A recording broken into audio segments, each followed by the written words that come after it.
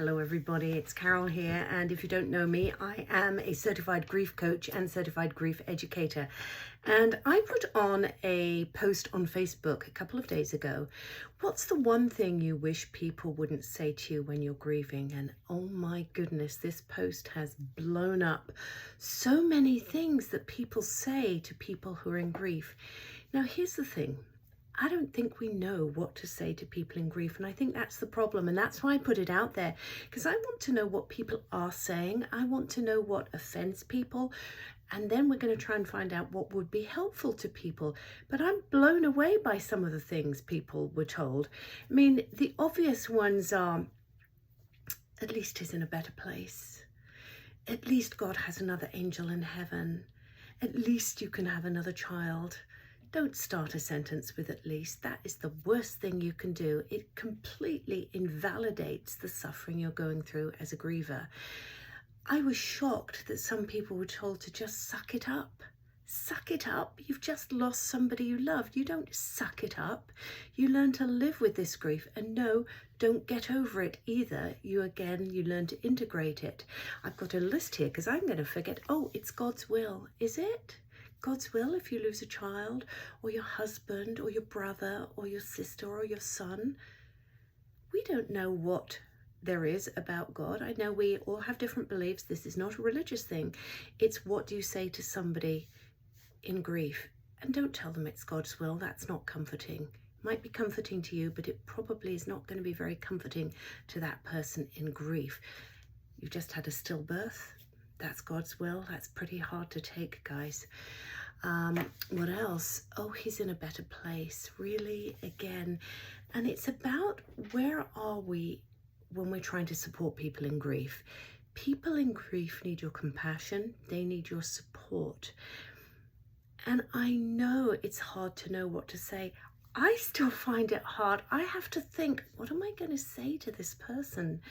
Because I don't want to offend them. And actually what was interesting to me in this post is some people said things that they didn't like that I thought, oh, that was neutral for me. Somebody said, I don't like it when they say, I'm sorry. I'm not sure why that is. I've asked. I hope I'm going to find out. For me, I'd be okay with I'm sorry. It's like, I'm sorry. For me, that's neutral. Nobody's saying anything offensive. They don't really know what to say, and I'm okay with that. One of the things that is challenging is, oh, I understand exactly how you're feeling. No, you don't, because everybody's grief is different. Even if you've lost your husband and I've lost my husband, it's going to be different. So that's another thing. I understand exactly how you're feeling. Not a good one. The other one is, oh, you're so strong. I had that. And funnily enough, my sister had that. I guess we seem like we're strong. And somebody else mentioned that just because we have been resilient, just because we have managed our lives and it looks like we have it all together, grief is something completely different. And by the way, I don't have my life all together. It might just look like it. And I don't think anybody has. We all have things that we have to deal with. But grief is so different. And again, I know it's coming from a good place. I know it's well-intentioned when you said, oh, you're so strong. But think of it on the griever's side. Is it that they're so strong because they're not crying in front of you? Do you think they're strong because they're handling it well? Inside, they might be just crushed. They're probably crushed. They're just not showing it. Maybe they grieve in private. So the point of this is, let's start to think before we speak when we say anything to a griever. I was just reading some Megan Devine stuff, and she's so brilliant. It's okay to not be okay. And she says, you know, what about, I'm sorry, I'm here, I'm listening, this sucks. Those are all good things. Or I'm sorry, I just don't even know what to say. However, this other person didn't like I'm sorry.